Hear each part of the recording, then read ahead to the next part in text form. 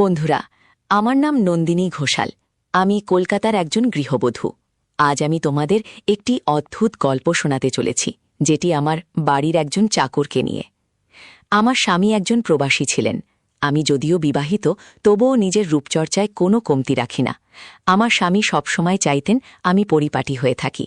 আমার 5 বছরের একটি ছোট্ট মেয়ে আছে, আর আমরা আমার শ্বশুর শাশুড়ির সঙ্গে একসঙ্গে থাকি। আমাদের পারিবারিক অবস্থা বেশ ভালো, তাই বাড়ির কাজকর্ম আমাকে করতে হয় না। সবকিছুই আমাদের কাজের লোকেরা সামলে নেয়। কিন্তু স্বামী বিদেশে থাকায় আমার দিনগুলো মাঝে মাঝে বোর একঘেয়ে লাগে। মনে হয় জীবনে কিছু নতুনত্ব চাই, কিন্তু কি করব আর বুঝে উঠতে পারি না। এভাবেই কাটছিল আমার দিন। একদিন আমাদের বাড়িতে একজন নতুন চাকর এলো। নাম তার দিব্য। দেখতে বেশ হ্যান্ডসাম। যদিও পড়াশোনা তেমন নেই, তবুও সে সবসময় স্মার্ট থাকার চেষ্টা করে। তার চোখে একটা আলাদা চাউনি ছিল, যা আমার কাছে কিছুটা অদ্ভুত লাগল। আমি তাকে প্রথম দেখেই ভাবলাম, এই ছেলেটির মধ্যে কিছু একটা আছে, যা আমি ঠিক ধরতে পারছি না। এক বিকেলে আমি আমাদের বাড়ির পিছনের বাগানে ব্যায়াম করতে গেলাম। সাধারণত ওই সময়টা আমি একা কাটাই, নিজের সঙ্গে কিছুটা সময় কাটানোর জন্য। ব্যায়াম করতে করতে হঠাৎ আমার চোখ পড়ল দিব্যের দিকে। সে বাগানের এক কোণে দাঁড়িয়ে আমার দিকে তাকিয়েছিল। তার চোখে একটা অদ্ভুত দৃষ্টি, যেন আমাকে দেখে সে মুগ্ধ। আমি কিছুটা অস্বস্তি বোধ করলাম, কিন্তু তার দৃষ্টি এড়িয়ে চোখ ফিরিয়ে নিয়ে ব্যায়ামে মন দিলাম। মনে মনে ভাবলাম, এটা কি শুধুই কৌতূহল, নাকি এর পেছনে আরও কিছু আছে। পরের দিন সকালে আমি বাগানে আমার কয়েকজন বান্ধবীর সঙ্গে গল্প করছিলাম। আমরা হাসি ঠাট্টায় মেতেছিলাম। হঠাৎ আমার চোখ গেল দিব্যের দিকে। সে দূরে একটা গাছের ছায়ায় দাঁড়িয়ে আমার দিকে তাকিয়েছে। এবারও তার চোখে সে একই দৃষ্টি। আমি ভাবলাম, এটা কি কাকতালি, ও নাকি সে ইচ্ছেকৃতভাবে আমার দিকে তাকিয়ে থাকে। আমার বান্ধবীরা যখন চলে গেল, আমি মনে মনে ঠিক করলাম, এই ছেলেটির ব্যাপারটা আমাকে জানতে হবে। তার এই আচরণের পেছনে কি রহস্য লুকিয়ে আছে। কয়েকদিন পর একটা ঘটনা আমাকে আরও ভাবিয়ে তুলল। আমি বাড়ির বারান্দায় বসে বই পড়ছিলাম।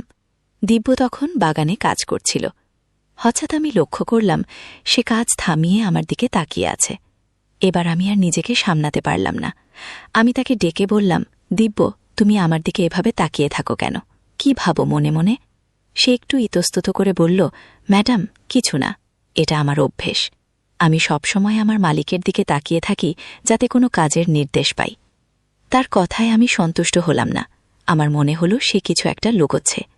এই ঘটনার পর থেকে আমি দিব্যের ওপর একটু বেশি নজর রাখতে শুরু করলাম।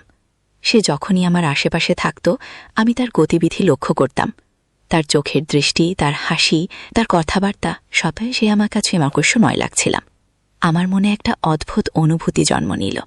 সে কি সত্যিই শুধু একজন চাকর, নাকি তার পেছনে কোনো গোপন উদ্দেশ্য আছে? আমি ঠিক করলাম, এই রহস্য আমি ভেদ করব। কিন্তু দিন যত গড়াচ্ছিল, আমার মনের অস্থিরতা ততই বাড়ছিল। একদিন রাতে আমি বাড়ির ছাদে গিয়েছিলাম। রাতের নিষ্ঠুপ পরিবেশে আমি একা দাঁড়িয়ে আকাশের দিকে তাকিয়েছিলাম।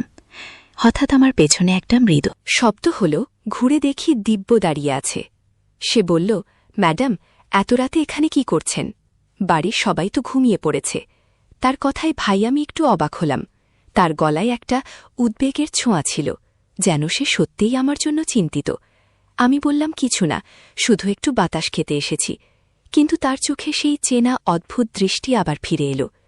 সেই রাতে আমি ঘুমাতে গিয়েও ঘুম আসছিল না। দিব্যের এই আচরণ আমাকে বারবার ভাবাচ্ছিল। সে কি আমার প্রতি কোনো অসৎ উদ্দেশ্য লুকিয়ে রেখেছে, নাকি আমি বাড়াবাড়ি ভাবছি?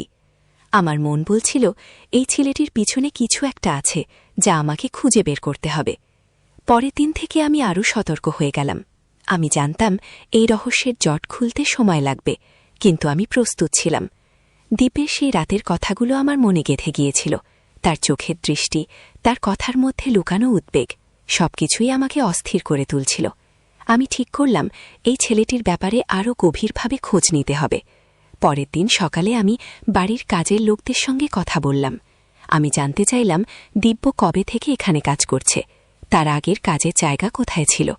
কিন্তু কেউই তার সম্পর্কে তেমন কিছু বলতে পারে না। শুধু জানাল, সে বেশ নিরীহ আর কাজের ছেলে। এই কথা আমার মনে আরও সন্দেহ জাগাল।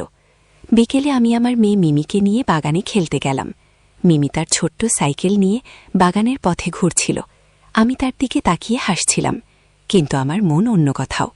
হঠাৎ আমি দেখলাম দিব্য বাগানের অন্য প্রান্তে কাজ করছে। সে মাঝে মাঝে আমাদের দিকে তাকাচ্ছিল। তার চোখে কোনো অস্থভাব নেই, তবু আমার মনে হল সে যেন আমার প্রতিটি নড়াচড়া লক্ষ্য করছে। আমি মিমিকে কাছে ডেকে বললাম, চল মা, ভেতরে যাই। কিন্তু মিমি জেদ ধরল আরও খানিকটা খেলতে। আমি তাকে বোঝালাম, কিন্তু আমার চোখ বারবার দীপদের দিকে চলে যাচ্ছিল। একদিন আমি বাড়ির লাইব্রেরি ঘরে বসে একটা বই পড়ছিলাম। আমার শাশুড়ি বাড়িতে ছিলেন না, তিনি তার বান্ধবীদের সঙ্গে বেড়াতে গিয়েছিলেন। বাড়িটা বেশ নিস্তব্ধ। হঠাৎ আমি একটা শব্দ শুনলাম, যেন কেউ দরজার কাছে দাঁড়িয়ে আছে। আমি মুখ তুলে দেখি দিব্য সে হাতে একটা ট্রে নিয়ে দাঁড়িয়ে। বলল, ম্যাডাম, আপনার জন্য চা এনেছি। আমি একটু অবাক হলাম। সাধারণত আমাদের কাজের মেয়ে রানী জানিয়ে আসে। আমি জিজ্ঞেস করলাম, রানী কোথায়? সে শান্ত গলায় বলল, রানী আজ একটু অসুস্থ, তাই আমি এনেছি। তার কথায় কোনো খটকা লাগল না। তবু আমার মন বলছিল এটা শুধুই কাকতালীয় নয়। চা খেতে খেতে আমি দিব্যর দিকে তাকালাম। সে দরজার কাছে দাঁড়িয়েছিল, যেন আমার কোনো নির্দেশের অপেক্ষায়। আমি বললাম, দিব্য, তুমি বাড়ির কাজ ছাড়া আর কি করো? তোমার গ্রামে কে কে আছে? সে একটু হাসো, তারপর বলল, ম্যাডাম, আমার গ্রামে কেউ নেই। আমি একা এখানে কাজ করি, আর বাকি সময় বই পড়ি। বই পড়ার কথা শুনে আমি অবাক হলাম। একজন চাকরের কাছ থেকে এমন কথা আশা করিনি। আমি জিজ্ঞেস করলাম, কি বই পড়ো? সে বলল, গল্পের বই ম্যাডাম, রহস্যের গল্প ভালো লাগে। তার কথায় আমার মনে একটা অদ্ভুত অনুভূতি জাগল। পরের দিন আমি বাগানে হাঁটছিলাম। সন্ধ্যার আলো মিশে যাচ্ছিল আকাশে। হঠাৎ আমি দেখলাম দিব্য বাগানে মেঘ কোণে বসে কি যেন লিখছে। আমি কৌতূহলী হয়ে তার কাছে গেলাম। সে আমাকে দেখে তাড়াতাড়ি তার খাতাটা বন্ধ করে ফেলল। আমি জিজ্ঞেস করলাম, কি লিখছিলে দিব্য? সে একটু ইতস্তত করে বলল, কিছু না ম্যাডাম, শুধু কিছু চিন্তা লিখে রাখি। তার এই গোপনীয়তা আমার মনে আরও সন্দেহ জাগাল। সে কি সত্যিই কিছু লুকোচ্ছে, নাকি আমি বাড়িয়ে ভাবছি? এক রাতে আমি আমার ঘরে বসে মিমিকে গল্প শোনাচ্ছিলাম। মিমি হঠাৎ বলল, মা, দিবদা আমাকে আজ একটা ফুল দিয়েছে, বলেছে এটা তোমার জন্য। আমি অবাক হয়ে গেলাম। দিবু আমার মেয়েকে ফুল দিয়েছে? আমি মিমিকে জিজ্ঞেস করলাম, কখন দিয়েছে? মিমি বলল, আজ বিকেলে বাগানে। আমার মনটা আবার অস্থির হয়ে উঠল।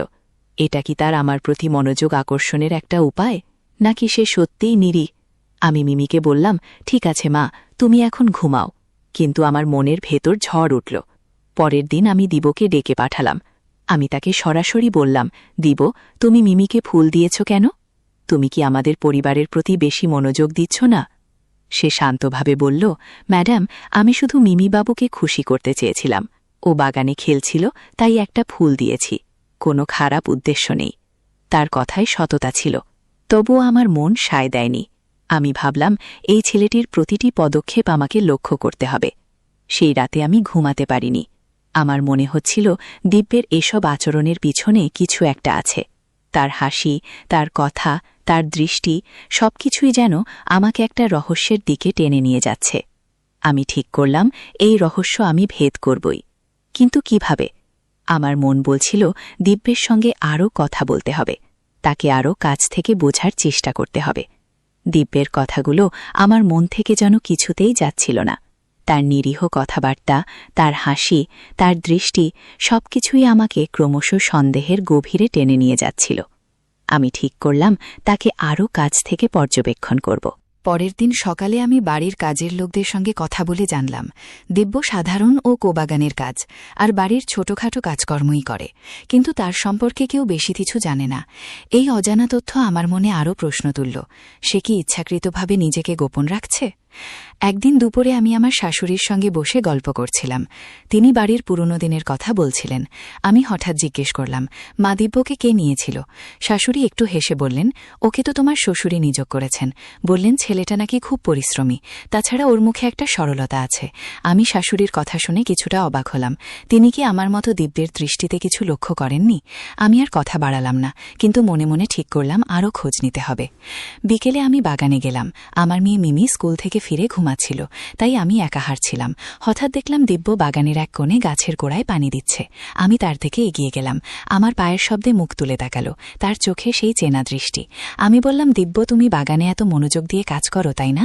সে হেসে বলল, ম্যাডাম, গাছের যত্ন নিতে আমার ভালো লাগে। এগুলো আমার কাছে শুধু গাছ নয়, যেন জীবন্ত কিছু। তার কথায় একটা আলাদা গভীরতা ছিল, যা আমাকে ভাবিয়ে তুলুন। পরের দিন আমি বাড়ির ছাদে গিয়েছিলাম। সন্ধ্যের সময় ছাদটা আমার কাছে শান্তির জায়গা। আমি সেখানে বসে বসে আকাশের দিকে তাকিয়েছিলাম। হঠাৎ দেখলাম দিব্য ছাদের এক কোণে দাঁড়িয়ে কি যেন দেখছে। আমি তাকে ডেকে বললাম, দিব্য, তুমি এখানে কি করছো? সে একটু চমকে গিয়ে বলল, ম্যাডাম, আমি ছাদে পানি ট্যাঙ্ক চেক করতে এসেছি। কাল থেকে পানি কম আসছে। তার কথা যুক্তিযুক্ত মনে হল, কিন্তু তার চোখে সেই অদ্ভুত দৃষ্টি আবার ফিরে এলো। আমি বললাম, ঠিক আছে, দেখে নাও। কিন্তু আমার মন বলছিল এটা শুধু অজুহাত। একদিন সকালে আমি বাড়ির পিছনের বাগানে গিয়েছিলাম। আমি লক্ষ্য করলাম দিব্য একটা পুরনো ডায়েরিতে কি যেন লিখছে। আমি কৌতূহলী হয়ে তার কাছে গেলাম। সে আমাকে দেখে তাড়াতাড়ি ডায়েরিতে বন্ধ করল। আমি হেসে বললাম, কি লিখছ দিব্য, কোনো গল্প? সে একটু লাজুক হাসি দিয়ে বলল, ম্যাডাম, শুধু কিছু চিন্তাভাবনা। আমার অভ্যেস, মাঝে মাঝে লিখে রাখি। আমি আর কথা বাড়ালাম না, কিন্তু তারই গোপনীয়তা আমার মনে আরও সন্দেহ জাগাল। সে কি সত্যিই কিছু লুকোচ্ছে? এক বিকেলে আমি আমার বান্ধবী হোসাকে বাড়িতে ডেকেছিলাম। আমরা বাগানে বসে গল্প করছিলাম।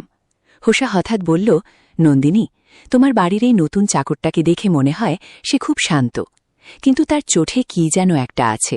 তুই কি কিছু লক্ষ্য করেছিস? আমি অবাক হলাম। হোসাও কি আমার মতো কিছু টের পেয়েছে? আমি বললাম, হ্যাঁ, আমি ওর দিকে লক্ষ্য করেছি, কিন্তু ঠিক বুঝতে পারছি না। হোসা হেসে বলল, তুই বেশি ভাবিস, হয়তো ছেলেটা শুধু একটু কৌতূহলী। কিন্তু আমার মন মানো না। এক রাতে আমি আমার ঘরে বসে জানালা দিয়ে বাগানের দিকে তাকিয়েছিলাম। হঠাৎ দেখলাম দিব্য বাগানের এক কোণে দাঁড়িয়ে আছে। তার হাতে একটা টর্চও, আর সে যেন কিছু খুঁজছে। আমি জানালা থেকে সরে গেলাম, কিন্তু আমার মনের অস্থিরতা বাঁধল। এত রাতে সে বাগানে কি করছে? আমি ঠিক করলাম পরের দিন তাকে এ নিয়ে জিজ্ঞেস করব। আমার মনে হচ্ছিল দিব্যের এসব আচরণের পিছনে কোনো গোপন রহস্য আছে। সেই রাতে আমি ঘুমাতে গিয়েও ঘুম আসছিল না। আমার মনে হচ্ছিল দিব্যের প্রতিটি কাজ, প্রতিটি দৃষ্টি আমাকে কিছু বলতে চাইছে, কিন্তু সেটা কি? আমি ঠিক করলাম তাকে আরও কাছ থেকে বোঝার চেষ্টা করব। আমার মন বলছিল এই রহস্যের জট খুলতে আরও সময় লাগবে। দিব্যের রাতের বাগানে টর্চ হাতে ঘোরাঘুরির ঘটনাটা আমার মন থেকে যাচ্ছিল না। আমি ঠিক করলাম তাকে সরাসরি জিজ্ঞেস করব। পরের দিন সকালে আমি তাকে বাগানে ডেকে পাঠালাম। সে এলো, তার মুখে সেই চেনা শান্ত হাসি। আমি সরাসরি বললাম, দিব্য, তুমি গতরাতে বাগানে কি করছিলে? টর্চ হাতে কি খুঁজছিলে? সে একটু থতমত খেয়ে বলল, ম্যাডাম, আমি শুধু বাগানের গাছগুলো দেখছিলাম। রাতে কিছু পোকা গাছের ক্ষতি করে, তাই চেক করছিলাম। তার কথা যুক্তিযুক্ত মনে হলেও আমার মন বলছিল এটা পুরো সত্য নয়। দুপুরে আমি আমার মেয়ে মিমিকে নিয়ে বাড়ির পিছনের বাগানে গেলাম। মিমি তার ছোট্ট বেলুন নিয়ে খেলছিল।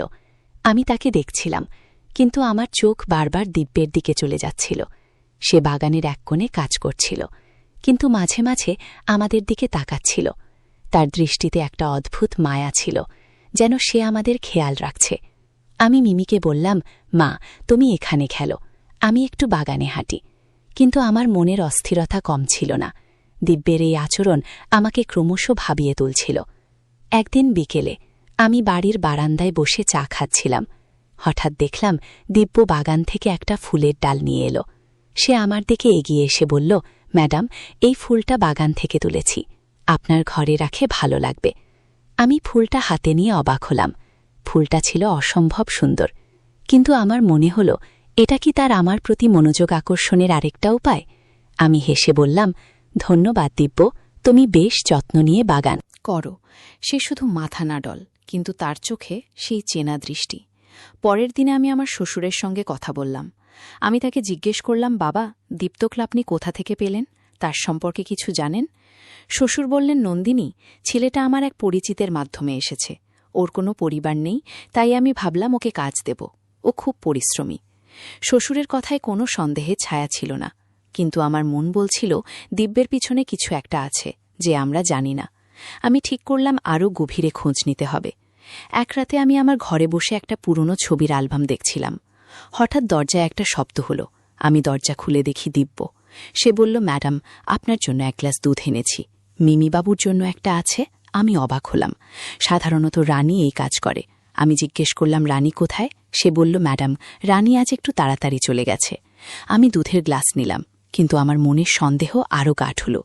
সে কি ইচ্ছাকৃতভাবে আমার কাছে আসছে? পরের দিন সকালে আমি বাগানে গেলাম। দেখলাম দিব্য একটা গাছের নিচে বসে তার ডায়েরিতে কি যেন লিখছে। আমি কাছে গিয়ে বললাম, দিব্য, তুমি সবসময় এই ডায়েরিতে কি লেখো? সে একটু হেসে বলল, ম্যাডাম, আমার জীবনে ছোটখাট কথা, কখনো কখনো গল্প লিখি। আমি বললাম, কোন গল্প, শোনাও না। সে একটু ইতস্তত করে বলল, ম্যাডাম, এগুলো খুবই সাধারণ, আপনার পছন্দ নাও হতে পারে। তারই গোপনীয়তা আমাকে আরও কৌতূহলী করে তুলল। একদিন বিকেলে আমার বান্ধবী গেশা আবার এলো। আমরা বাগানে বসে গল্প করছিলাম। হঠাৎ উষা বলল, নন্দিনী, তুই কি দীপ্তদের ব্যাপারে এখনো ভাবছিস? আমার মনে হয় তুই বেশি সন্দেহ করছিস। আমি বললাম, গেশা, আমার মনে হয় ওর পিছনে কিছু একটা আছে। ওর আচরণ, ওর দৃষ্টি, সবকিছু আমাকে ভাবায়। উষা হেসে বলল, তুই হয়তো বেশি রহস্য দেখছিস, কিন্তু আমি জানতাম আমার সন্দেহ অমূলক নয়। সেই রাতে আমি জানালা দিয়ে বাগানের দিকে তাকিয়েছিলাম। হঠাৎ দেখলাম দিব্য আবার বাগানে, তার হাতে সেই টর্চ, আর সে যেন কিছু খুঁজছে। আমি দ্রুত জানালা বন্ধ করে দিলাম। আমার মন বলছিল, এই ছেলেটির রহস্য আমাকে খুঁজে বের করতেই হবে। আমি ঠিক করলাম পরের দিন তাকে আরও কাছ থেকে পর্যবেক্ষণ করব। দিব্যর বাগানে রাতের ঘোরাঘুরি আমার মনে একটা অদ্ভুত অস্থিরতা তৈরি করেছিল। আমি ঠিক করলাম তাকে আরও কাছ থেকে পর্যবেক্ষণ করতে হবে। পরের দিন সকালে আমি তাকে বাগানে দেখলাম। সে একটা গাছের গোড়ায় মাটি খুঁড়ছিল। আমি কৌতূহলী হয়ে কাছে গেলাম। তাকে জিজ্ঞেস করলাম, দিব্য, তুমি এখানে কি করছো? সে শান্ত গলায় বলল, ম্যাডাম, এই গাছটা একটু দুর্বল হয়ে গেছে, মাটি একটু ঢিলে করে নতুন করে সার দিচ্ছি। তার কথায় কোনো খটকা লাগল না, কিন্তু তার চোখে সেই অদ্ভুত দৃষ্টি আমাকে আবার ভাবিয়ে তুলল। দুপুরে আমি আমার মেয়ে মিমিকে নিয়ে বাড়ির লাইব্রেরি ঘরে গল্পের বই পড়তে বসলাম। মিমি হঠাৎ বলল, মা, দিব্যদাদা আমাকে বলেছে বাগানে একটা নতুন ফুলের গাছ লাগিয়েছে, আমি দেখতে যাব। আমি একটু চমকে উঠলাম। দিব্য আবার মিমির সঙ্গে কথা বলছে। আমি বললাম, ঠিক আছে মা, তবে আমিও তোমার সঙ্গে যাব। আমরা বাগানে গেলাম। দিব্য সেখানে ছিল।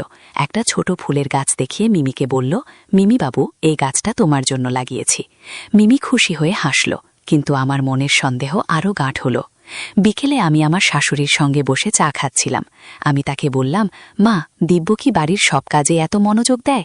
শাশুড়ি হেসে বললেন, হ্যাঁ নন্দিনী, ছেলেটা খুব যত্নশীল। বাগানের গাছগুলো ওর হাতে যেন জীবন ফিরে পায়। আমি মাথা নাড়লাম, কিন্তু আমার মন বলছিল দিব্যের এই যত্নের পিছনে কিছু একটা লুকিয়ে আছে। আমি ঠিক করলাম তার ডায়েরিটা একবার দেখতে হবে। সে যে সবসময় কিছু লেখে তা আমার কাছে রহস্যময় মনে হচ্ছিল। একদিন সন্ধ্যায় আমি বাগানে হাঁটছিলাম। হঠাৎ দেখলাম দিব্য তার কুঁড়ে ঘরের সামনে বসে আছে, তার হাতে সেই ডায়েরি। আমি কাছে গিয়ে বললাম, দিব্য, তুমি কি সবসময় ডায়েরিতে লিখো? সে একটু হেসে বলল, ম্যাডাম, এটা আমার মনের কথা রাখার জায়গা। কখনো কখনো বাগানের কথাও লিখি। আমি বললাম, কোনো একটা লেখা শোনাও। সে দস্তুর করে বলল, ম্যাডাম, এগুলো খুবই সাধারণ, আপনার ভালো নাও লাগতে পারে। তার এই গোপনীয়তা আমার সন্দেহকে আরও বাড়িয়ে দিল। পরের দিন আমি বাড়ির ছাদে গিয়েছিলাম। সন্ধ্যার আলো ফুটে আসছিল। হঠাৎ দেখলাম দিব্য ছাদের এক কোণে দাঁড়িয়ে আছে। সে আমাকে দেখে বলল, ম্যাডাম, আপনি এত রাতে ছাদে? সাবধানী থাকবেন, এখানে আলো কম। তার কথায় একটা উদ্বেগ ছিল, যেন সে আমার জন্য চিন্তিত। কি বললাম, ধন্যবাদ দিব্য, তুমি এখানে কি করছো? সে বলল, ছাদের পানির ট্যাঙ্কার আবার চেক করতে এসেছি। আমি মাথা নাড়লাম, কিন্তু আমার মন বলছিল এটা শুধু অজুহাত। এক রাতে আমি আমার ঘরে বসে জানালা দিয়ে বাগানের দিকে তাকিয়েছিলাম। হঠাৎ দেখলাম দিব্য আবার বাগানে টর্চ হাতে ঘুরছে। এবার আমি আর থাকতে পারলাম না। আমি দ্রুত বাগানে গেলাম। তাকে দেখে বললাম, দিব্য, তুমি প্রতি রাতে এভাবে বাগানে কি করো? সে একটু চমকে গিয়ে বলল, ম্যাডাম, আমি শুধু বাগানের গাছগুলো দেখি, কিছু পোকা রাতে গাছের ক্ষতি করে। তার কথা শুনে আমি কিছুটা শান্ত হলাম, কিন্তু আমার মনের সন্দেহ কমল না। পরের দিন আমি আমার বান্ধবী গোসাকে ফোন করলাম। তাকে বললাম, উষা, আমার মনে হয় দিব্যের পেছনে কিছু একটা আছে। ওর আচরণ আমাকে ভাবায়। উষা বলল, নন্দিনী, তুই হয়তো বেশি ভাবছিস, তবে তুই চাইলে ওর সঙ্গে আরও কথা বলে দেখ। আমি ঠিক করলাম দিব্যের সঙ্গে আরও খোলামেলা কথা বলবো। আমি জানতে চাই তার এই আচরণের পেছনে আসল রহস্য কি। সেই রাতে আমি ঘুমাতে পারিনি। দিব্যের প্রতিটি কথা, প্রতিটি দৃষ্টি আমার মনে ঘুরকতার ছিল।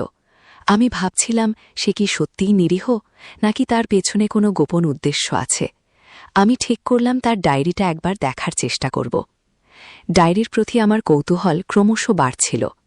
তার রাতের বাগানে ঘোরাঘুরি, তার অদ্ভুত দৃষ্টি আর তার গোপনীয়তা আমাকে আরও সন্দিহান করে তুলছিল। আমি ঠিক করলাম তার ডায়েরিটা একবার দেখতেই হবে। পরের দিন সকালে আমি দেখলাম দিব্য বাগানে কাজ করছে। তার কুঁড়ে ঘরের দরজা খোলা।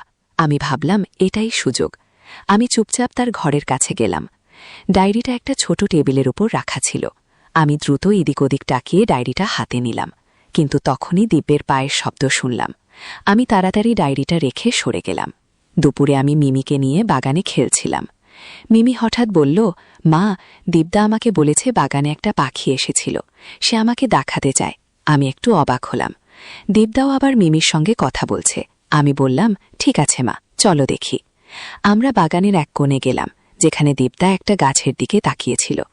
সে আমাদের দেখে হেসে বলল, মিমি বাবু, দেখো ওই গাছের ডালে একটা রঙিন পাখি।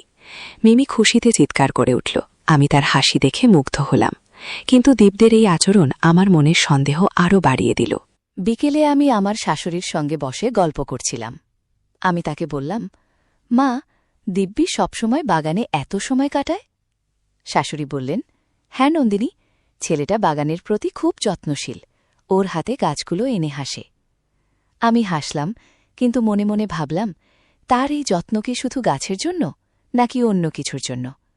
আমি ঠিক করলাম তার কুঁড়ে ঘরে আরেকবার যাব। এবার আমি ডায়েরিটা দেখব।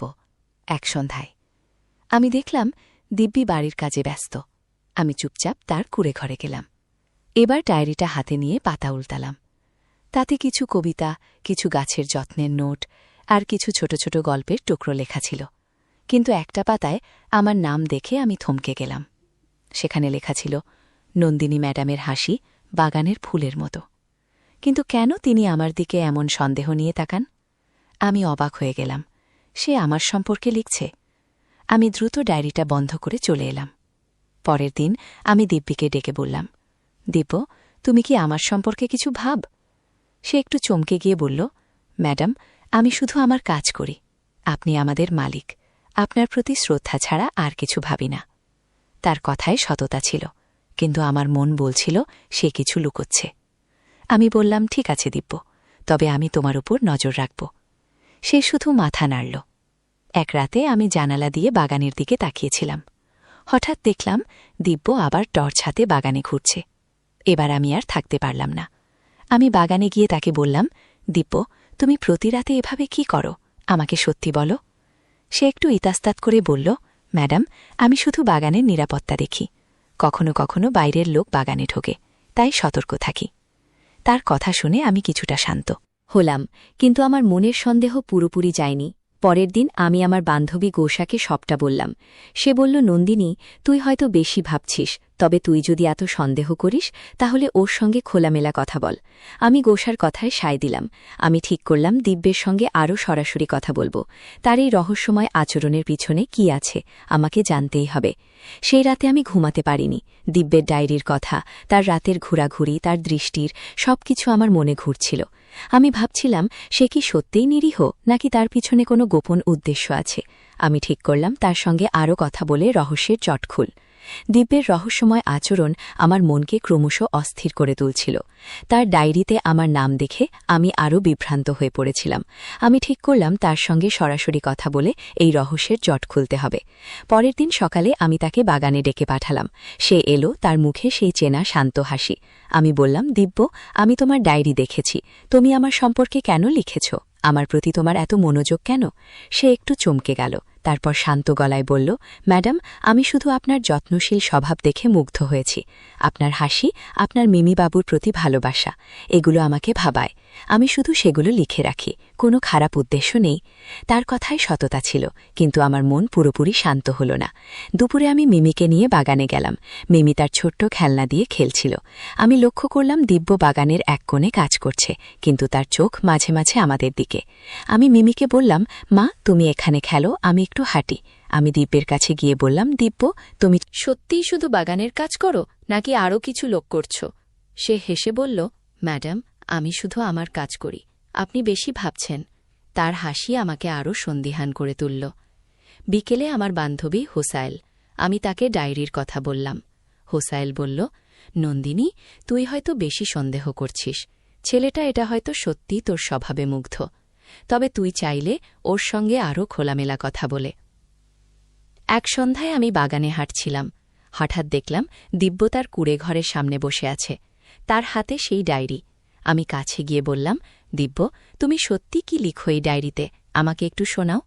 সে একটু ইতস্তত করে বলল, ম্যাডাম, এগুলো আমার ব্যক্তিগত চিন্তা, তবে আপনি যদি চান আমি একটা কবিতা শোনাতে পারি।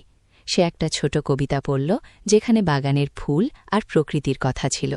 তার কথায় একটা আলাদা গভীরতা ছিল, যা আমাকে মুগ্ধ করল। কিন্তু আমার মনের সন্দেহ পুরোপুরি যায়নি। পরের দিন আমি আমার শ্বশুরের সঙ্গে কথা বললাম।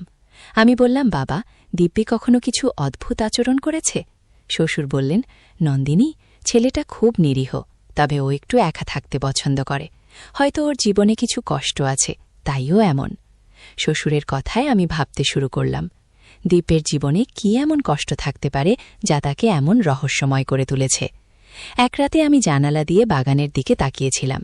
হঠাৎ দেখলাম দিব্য আবার টর্চ হাতে বাগানে ঘুরছে। এবার আমি আর থাকতে পারলাম না। আমি বাগানে গিয়ে তাকে বললাম, দিব্য, তুমি প্রতি রাতে এভাবে কি করো? আমাকে সত্যি বলো। সে একটু থতমত খেয়ে বলল, ম্যাডাম, আমি শুধু বাগানের নিরাপত্তা দেখি। কখনো কখনো অদ্ভুত শব্দ শুনি, তাই চেক করি। তার কথা শুনে আমি কিছুটা শান্ত হলাম, কিন্তু আমার মন বলছিল, এটা পুরো সত্য নয়। পরের দিন আমি উষাকে ফোন করে বললাম, উষা, আমি দীপ্তের ডায়েরি দেখেছি। ও আমার সম্পর্কে লিখেছে। আমি বুঝতে পারছি না ওর উদ্দেশ্য কি। হিসা বলল, নন্দিনী, তুই হয়তো বেশি ভাবছিস, তবে তুই যদি এত চিন্তিত তাহলে ওর সঙ্গে আরও খোলামেলা কথা বল। আমি ঠিক করলাম দীপ্তের সঙ্গে সরাসরি কথা বলে তার মনের কথা জান। সেই রাতে আমি ঘুমাতে পারিনি। দিব্যের কথা, তার ডায়েরি, তার রাতের ঘুমন সবকিছু আমার মনে ঘুরছিল। আমি ভাবছিলাম তার এই রহস্যের পিছনে কি আছে। আমি ঠিক করলাম পরের দিন তাকে সরাসরি জিজ্ঞেস করবে। এই রহস্য আর বেশি দিন লুকিয়ে থাকতে পারবে না। দিব্যের রহস্যময় আচরণ আমাকে আর শান্তিতে থাকতে দিচ্ছিল না। তার ডায়েরি, রাতের বাগানে ঘোরাঘুরি আর তার কথার মধ্যে লুকানো অর্থ সবকিছু আমাকে একটা গভীর রহস্যের দিকে টেনে নিয়ে যাচ্ছিল। আমি ঠিক করলাম এবার তাকে সরাসরি জিজ্ঞেস করব। পরের দিন সকালে আমি তাকে বাগানে ডেকে পাঠালাম। সে এলো, তার মুখে সেই শান্ত হাসি। আমি বললাম, দিব্যে, আমি আর লুকোচুরি সহ্য করতে পারছি না। তুমি রাতে বাগানে কি করো? আমার সম্পর্কে ডায়েরিতে কেন লেখো? আমাকে সত্যি বলো। সে একটু থতমত খেয়ে চুপ করে রইল। তারপর দিব্যে গভীর নিঃশ্বাস নিয়ে বলল, ম্যাডাম, আমি আপনাকে সত্যি বলতে চাই, কিন্তু প্রথমে আমাকে একটা কথা বলতে দিন। আমি কখনো আপনার ক্ষতি চাইনি। তার কথায় আমি অবাক হলাম। সে বলে চলল, আমি প্রতি রাতে বাগানে ঘুরি, কারণ আমি একটা অদ্ভুত জিনিস লক্ষ্য করেছি। গভীর রাতে বাগানে কেউ হাঁটছে, যে দেখতে আপনার মতো।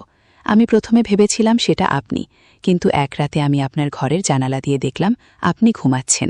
তাহলে বাগানে কে? আমি শুনে হতবাক হয়ে গেলাম। দিব্যে বলল, ম্যাডাম, আমি ভয় পেয়েছিলাম। আমি ভেবেছিলাম এটা হয়তো কোনো অশুভ শক্তি, তাই আমি রাতে বাগানে ঘুরি যাতে বাড়ির কেউ বিপদে না পড়ে। আমি আপনার সম্পর্কে ডায়েরিতে লিখেছি, কারণ আমি আপনার প্রতি শ্রদ্ধা আর উদ্বেগ অনুভব করি। আমি চাইনি আপনার কোনো ক্ষতি হোক। তার কথা শুনে আমার মনের সন্দেহ কিছুটা কমল, কিন্তু আমি এখনও পুরোপুরি বিশ্বাস করতে পারছিলাম না। পরের দিন আমি আমার বান্ধবী গোসাকে সবটা বললাম। ঈশা বলল, নন্দিনী, এটা খুব অদ্ভুত। তুই একবার কোনো বিশেষজ্ঞের সঙ্গে কথা বল। আমি উষার পরামর্শ মেনে সিদ্ধান্ত নিলাম, একজন তান্ত্রিকের সঙ্গে যোগাযোগ করব। আমি দিব্যকে বললাম, তুমি আমার সঙ্গে আসবে, আমরা একজন তান্ত্রিকের কাছে যাব। দিব্য রাজি হল। আমরা কলকাতার এক নামকরা তান্ত্রিকের কাছে গেলাম। তিনি আমাদের দেখে বললেন, আপনাদের বাড়ির উপর একটা অসুখ শক্তির প্রভাব আছে। এটা কোনো মানুষ নয়, বরং একটা ছায়া, যা নন্দিনীর রূপ ধরে ঘুরছে। তান্ত্রিক আমাদের কিছু পুজোর নির্দেশ দিলেন। আমি আর দিব্য মিলে সেই নির্দেশ মেনে চললাম। কয়েকদিন পর আমি লক্ষ্য করলাম বাগানে রাতে সেই অদ্ভুত ঘটনা আর ঘটছে না। আমার মন কিছুটা শান্ত হল।